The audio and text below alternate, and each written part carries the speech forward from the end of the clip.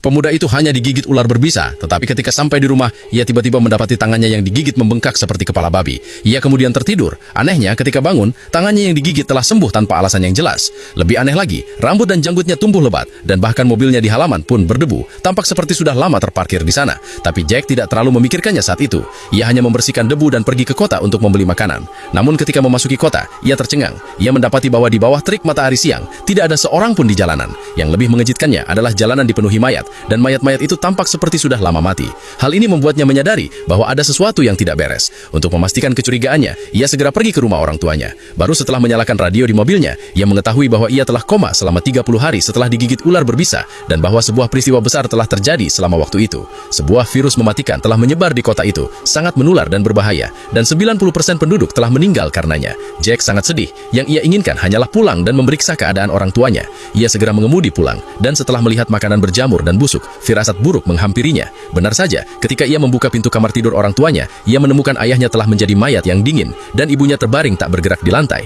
Tragedi mendadak ini membuat Jack hampir kehabisan napas. Ia duduk di bangku untuk waktu yang lama, akhirnya menenangkan kesedihannya. Kemudian ia pergi ke halaman dan mulai menggali lubang, memenuhi tindakan baktinya yang terakhir dengan menguburkan jenazah orang tuanya di sana. Selama beberapa hari berikutnya, Jack tinggal di rumah, takut untuk keluar. Akhirnya, suatu hari, ia mengumpulkan keberaniannya dan memutuskan untuk keluar dan mencari korban selamat lainnya.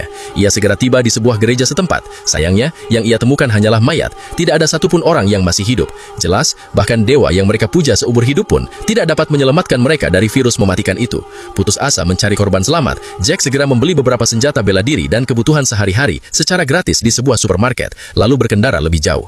Ia tidak percaya, semua orang di dunia telah mati. Namun ia belum pergi jauh ketika mendapati jalan keluar kota terblokir. Mengingat bagaimana ponselnya jatuh ke celah setelah digigit ular beberapa hari sebelumnya, dan bagaimana ia tidak dapat menghubungi siapapun sekarang, ia benar-benar hancur. "Aku akan gila," teriaknya. Putus asa, Jack tidak punya pilihan selain kembali ke pusat kota. Malam segera tiba, dan melihat pusat kota yang terang benderang memberi Jack harapan baru. Karena lampu berarti ada korban selamat, ia segera berkendara ke pusat kota. Sayangnya, meskipun terang benderang, tidak ada satupun manusia di jalanan. Saat suhu mulai turun, Jack berlindung di sebuah pusat perbelanjaan besar. Namun pusat perbelanjaan yang sangat besar itu juga sepi, hanya ada beberapa mesin tanpa emosi yang masih beroperasi, membuatnya kembali putus asa.